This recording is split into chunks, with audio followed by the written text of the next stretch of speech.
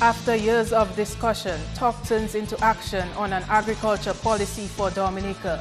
Construction expected to resume on the Moroccan-funded Cabrit Resort and Spa after a period of inactivity. And arson suspected in a Virgin Lane fire Wednesday, which has left several families homeless. I am Idona Baptist with the Channel 5 News. Details after this.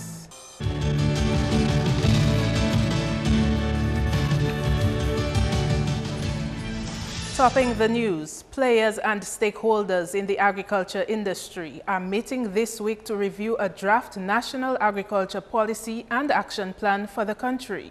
The document is intended to serve as a roadmap for agricultural development. The Ministry of Agriculture and Fisheries has been hosting sessions with various groups, the first of which took place with farmers' groups on Wednesday.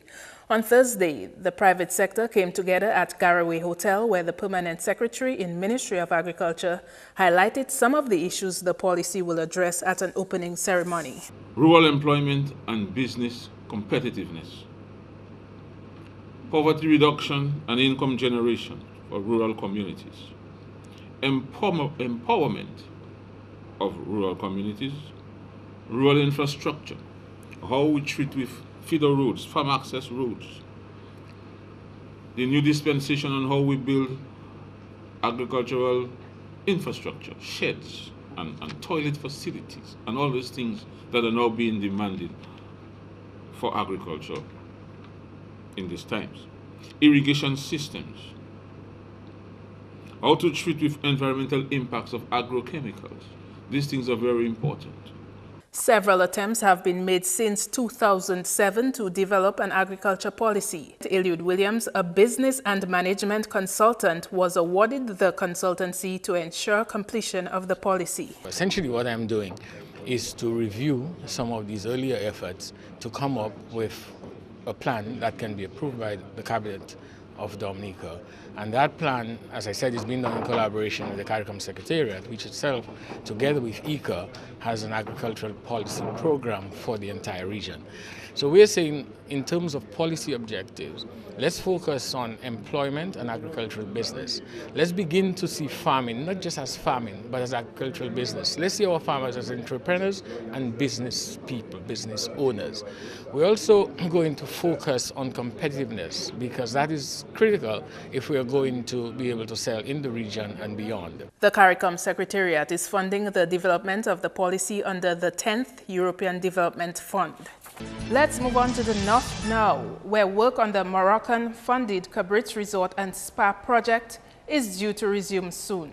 Parliamentary representative for Portsmouth, Ian Douglas, told Channel 5 News a team from Morocco visited the project site recently.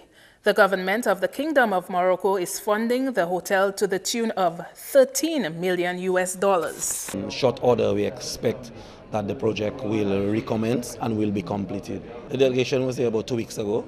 They came down from Morocco itself, a delegation of about 6 persons who toured the site, toured the property, and looked at what had been done so far and what is needed to complete the project.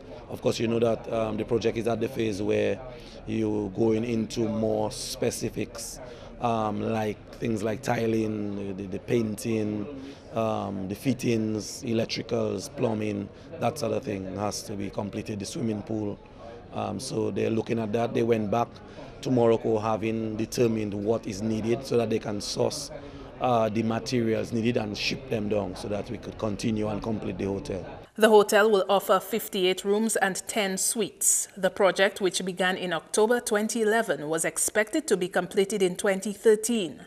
The completion date was then pushed back to the first quarter of 2015.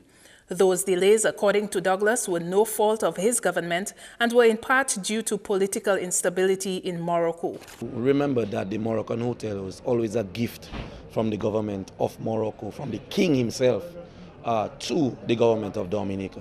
Now you know that we had the Arab Spring throughout that part of the world, you know, in Tunisia, in Egypt, you know, and also Morocco went through their own upheaval and a few changes had to be made in the whole administration and in their government itself. The king had to relinquish some of his powers to the government, and so that sort of kind of slowed down the project a bit. The hotel has certain design aspects from that part of the world, so they want to bring down things like tiling and stuff that will reflect a Moroccan touch in the hotel. So we are happy that that project will be back on stream in a few weeks. A growing demand for local audiovisual productions is being described as a move in the right direction.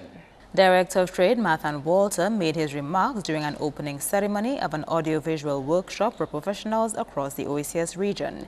He says those living outside of the region can help the creative industry sector to flourish. Dominica has been a major player in supporting its music and festival sectors, and we have seen in recent times the growth of the audiovisual sector. It is a fact that there is a growing demand for Caribbean culture and creative goods and services. The diaspora, for example, is generating demand for domestic and regional content and providing bridges in the international markets. A participant from Guadeloupe says the workshop also serves to increase collaboration between the OACS and the French territories. As Caribbean movie and television actors, we're looking for a powerful and successful production for the region. We should take a look at what's going on abroad, like in Europe or in the US, and to come up with an economically viable and sustainable project that fit our market. And I think even though we have differences in the language as far as Guadeloupe and Martinique are concerned, this should be a strength. And I think French Island, Guadeloupe and Martinique could work with OACS's states, and we could tell our stories and develop our economies by creating jobs. Walter says cooperation is key in developing the creative industries in the region. We believe that regional cooperation in this area of creative endeavor will lead to a new thrust of being able to tell our own story and to be able to create products and content for distribution to media houses that are culturally relevant, but also financially rewarding to those who are in the business of audiovisual and film development. The governments of the sub-region has over the past few years recognized the ability of the creative sector to be a vital part of our efforts to build a more resilient and sustainable economy. Much effort has been placed in ensuring that our creative enterprises are supported with the requisite national programs in product development and wider effort at exposure. 20 people from 8 different Caribbean countries are participating in this 3-day workshop. Andrea Louis, Channel 5 News. On to education now, where Dominica could become 6th in line of members of the Caribbean Association of National Training Authorities to award Caribbean vocational qualifications. Occupational standards expert from Trinidad, Eleanor Rampasad, says Dominica's capacity to enable it to award CVQs is becoming more of a reality. Rampasad conducted a session on occupational standards on Thursday at a TVET Industry Linkage Forum here. She is providing technical support to the Standards Committee of the Caribbean Association of National Training Authorities, CANTA. This committee has to take the national occupational standards that is developed by each one of the members of CANTA and bring it to a regional occupational standards. Those regional occupational standards form the basis for the Caribbean vocational qualification, which serves as for training, assessment and certification of the regional workforce to create a competent labor force in the region. Dominica is on their way to becoming approved to award the CVQ. So they also will be awarding the CVQ in this country. Trinidad, Barbados, St. Lucia, Grenada and Jamaica are already offering Caribbean vocational qualification certification for skilled workers and students. When you are certified against these occupational standards, which are competency-based, in other words, you must demonstrate your ability to perform on the job in order to be deemed competent.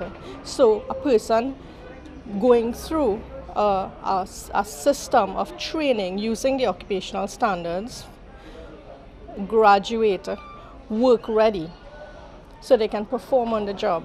The second round of healing sessions for teachers psychologically affected by Tropical Storm Erika is underway. These sessions form part of the Dominica Association of Teachers' efforts to help its members in their holistic recovery from the effects of the tropical storm.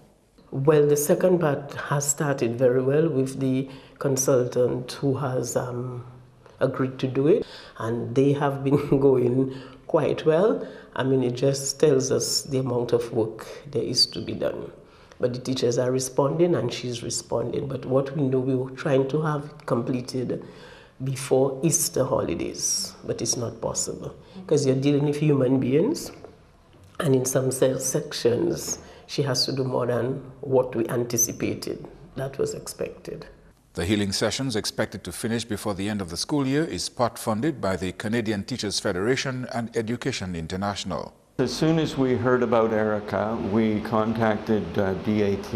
We discussed with DAT what the needs may be that we could support in the aftermath of Erika. We then were able to draw upon our funds for situations like this, so that we were able to help out in a small way. It's very difficult for people who've been touched directly or indirectly. And for a teacher, that means a whole lot of things, not simply a place of work, but also all of those connections with those students, and they're aware of what's happened to them and their families and so on. There is a possibility for future healing sessions as the impact of Tropical Storm Erika was wide and far-reaching. Well, that will depend on the reports that we get from the consultant. So it will depend on that. And of course, it depends on the teachers too. Because, counseling is a two-way thing. It's a mutual thing. So that will depend on them. You are watching Channel 5 News. Coming up, how a multi-purpose room is expected to impact the education of Petit Savant students. Stay with us.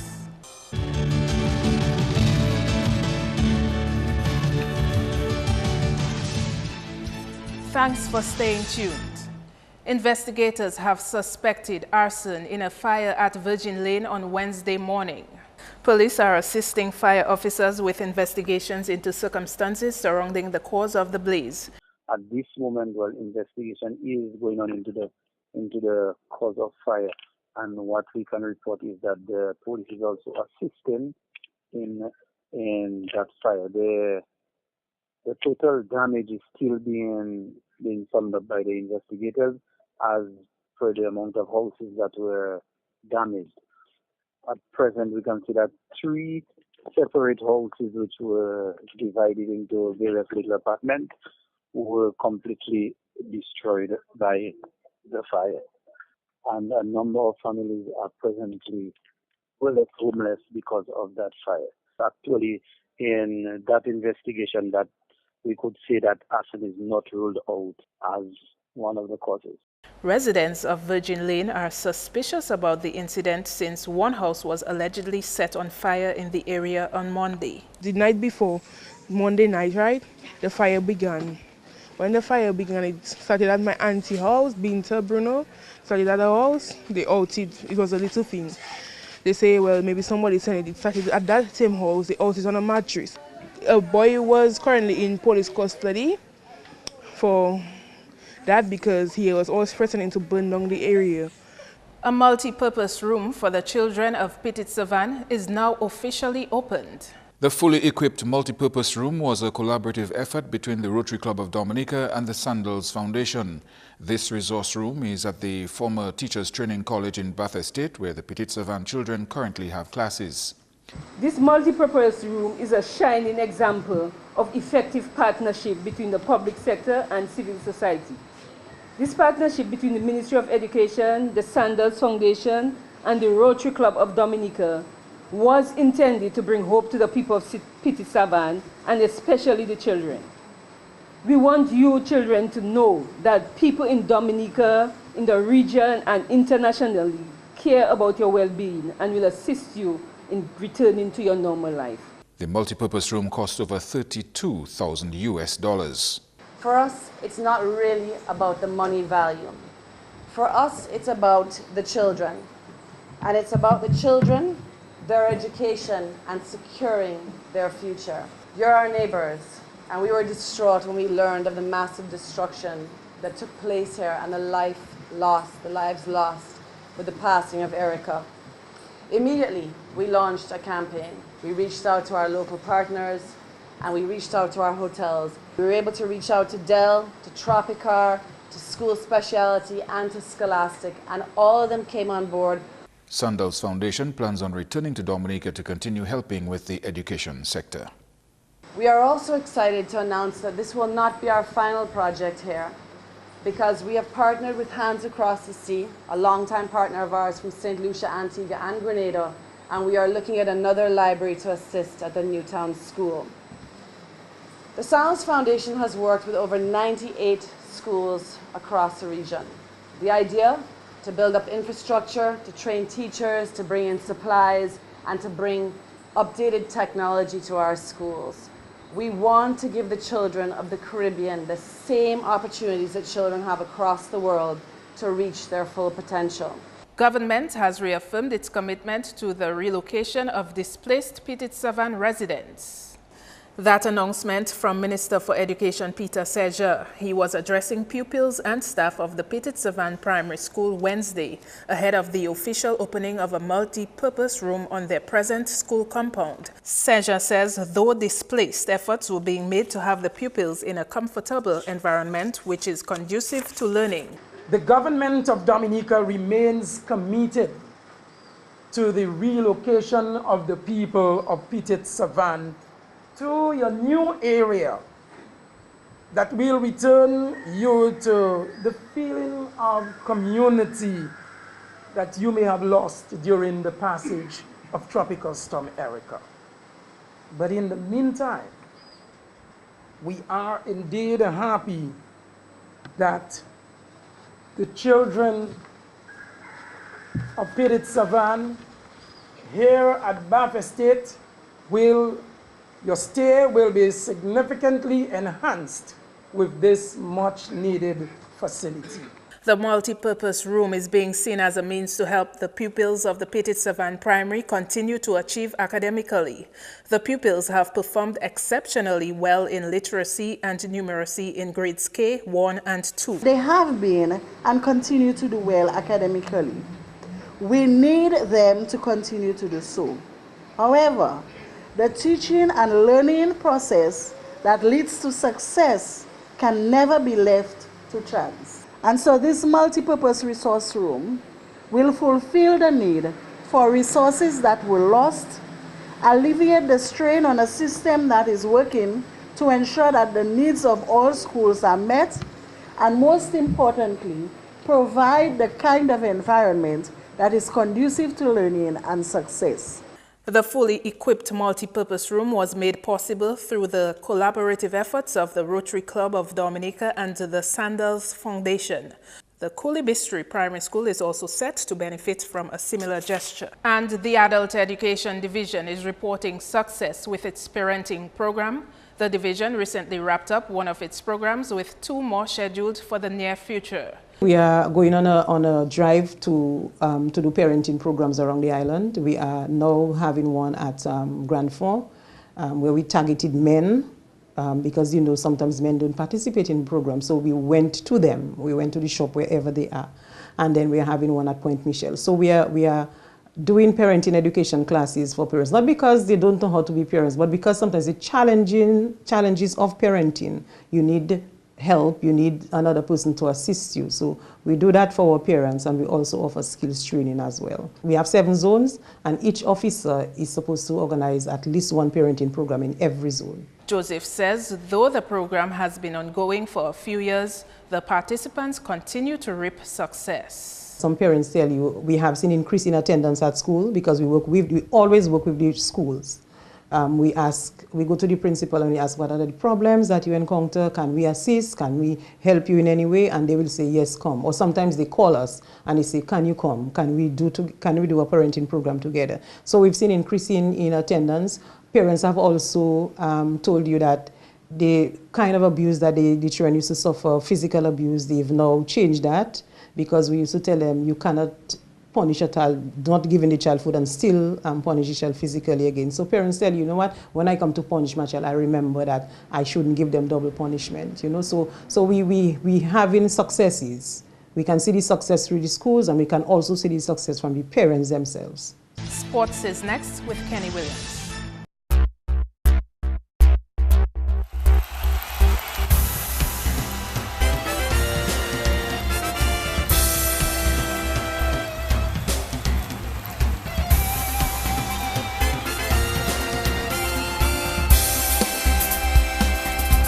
Hello everyone, and here are your sports highlights. We kick off with football. The 2016 Division 1 League will come to a close this weekend with 2 games on the cards. Gerald George has details. The Dominica Football Association will this weekend host the grand finals of the Division 1 League. That's on Sunday when Petro-Caribbean Point Michelle takes on RIC Kensborough at the Windsor Park Stadium from 6 p.m. Both teams have already been assured of being promoted to the Premier League in the new season, but what is at stake is the championship trophy and the prize money. Meanwhile, the third-place match between RC Doctors and Wacky Rollers will be played at the Newtown playing field on Saturday from 5 p.m. The winner of this match will also be promoted to the Premier League in the new season. Still in football, the Dominica Football Association will benefit from an organizational assessment and leadership retreat over a week's period. 4 FIFA representatives will facilitate the week's activities. A 4-man delegation from FIFA will be on island from March 12th to 19th for an organizational review and leadership retreat with the Dominica Football Association. While on island, they will meet with key internal and external stakeholders of the DFA to include the executive members, the Minister for Sport, the media, sponsors, just to name a few. In cricket, West Indies and India met up in Kolkata for a warm-up match ahead of their upcoming World Cup games next week. India batted first, scoring 185 for 6. Rohit Sharma top-scored with 98 not out. Y. Singh and Shikhar Dhawan supported with 31 and 21 respectively. Jerome Taylor took 2 for 26, while Suleiman Ben picked up 2 for 30 for West Indies. The Windies in reply were 140 all out. Chris Gale scored 20, Andre Russell 19, Johnson Charles 18 and Marlon Samuel 17. The Indian batsmen wreaked havoc for the Windies batting lineup, winning the match by 45 runs. West Indies will play their first T20 match against England on March 16, while India will do battle with New Zealand on March 15. In basketball, the commencement of the much-anticipated 2016 President's Cup, carded for Wednesday, has been pushed back to next week due to unforeseen challenges.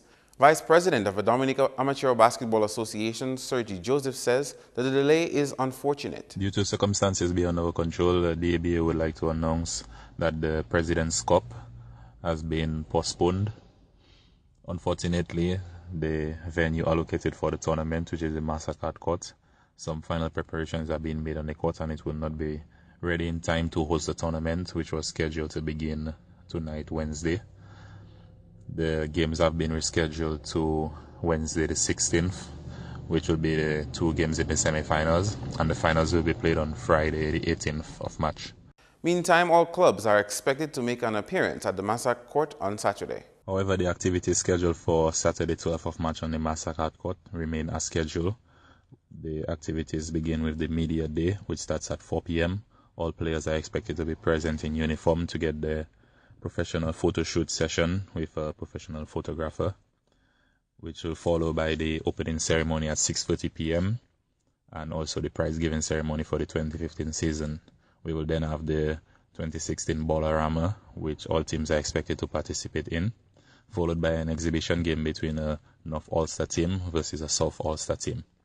Then on Sunday, we move to the Benjamin's Park, where we will have a replay of the exhibition game between the North All-Star team and the South All-Star team. Going back to cricket, the Professional Cricket League Regional 4-Day Tournament will enter its 9th round of competition this weekend. In Antigua, Leeward Islands, Hurricane will come up against Guyana Jaguars, Trinidad and Tobago Red Force will do battle with Barbados Pride in Trinidad, and Windward's Volcanoes will contend with Jamaica Scorpions in St. Vincent. The point standing heading into round 9, Guyana 125, Barbados 106, Red Force 74, Jamaica 63, Volcanoes 45, and Hurricanes 39. The games in round 9 begin at 10 a.m.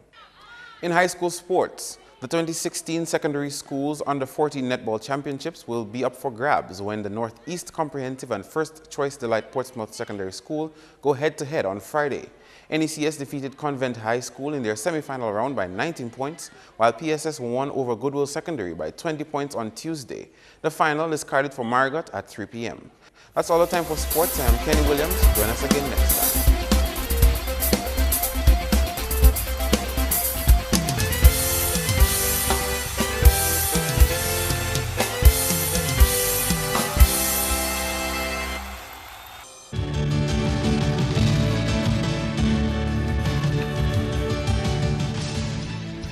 The weather report is next. Good evening, Dominica, and welcome to tonight's weather broadcast. I'm your presenter, Marshall Alexander. We begin by taking a look at earlier infrared satellite imagery and what it showed. This area of convection associated with a dissipating frontal boundary affecting mainly the southern portion of the region. Now, taking a look at earlier visible satellite imagery, what it showed. Some low-level clouds which resulted in mostly cloudy skies across the eastern coast of Dominica, with the western coast experiencing generally fair skies. Also, this area of cloudiness associated with the dissipating frontal boundary. Now, taking a look at earlier radar imagery, what it indicated, scattered showers mainly across the extreme southern portion of the island chain due to the dissipating frontal boundary, which I mentioned earlier. Now, tonight's weather is expected to be fair to occasionally cloudy and breezy with a few brief scattered showers, and tomorrow's weather is expected to be partly cloudy to cloudy and occasionally breezy with a few brief scattered showers. Sea conditions are expected to be moderate to rough in open water with waves peaking near 10 feet. A small craft warning is in effect. As a result, small craft operators and sea beavers are advised to exercise caution. Conditions for the next 3 days: partly cloudy to cloudy skies and breezy conditions can be expected over the next 3 days with scattered showers. Conditions for the rest of the Caribbean tomorrow: partly cloudy to cloudy skies with scattered showers can be expected across the central and northern portion of the region, with an increasing cloudiness and scattered showers expected across the extreme southern portion of the island chain. Our international cities forecast: clear skies can be expected in New York, partly cloudy skies expected in Miami, London, and Beijing, with some rain expected in Caracas. Sunrise tomorrow will be at 6:16 a.m. and sunset will be at 6:15 p.m. For more information, you can call the weather hotline at 447-5555 or visit our website at weather.gov.dm. Thanks for viewing. Have a good night. To end the news, the headlines again. After years of discussion, talk turns into action on an agriculture policy for Dominica. Construction expected to resume on the Moroccan-funded Cabritz Resort and Spa after a period of inactivity. And arson suspected in a Virgin Lane fire Wednesday, which has left several families homeless. Feel free to contact us at news@marpin2k4.com. You can also watch our past newscasts on our YouTube channel. On behalf of the production team, I am Idona John Baptist, and to all our local, regional, and international viewers, thanks for watching. Join us tomorrow.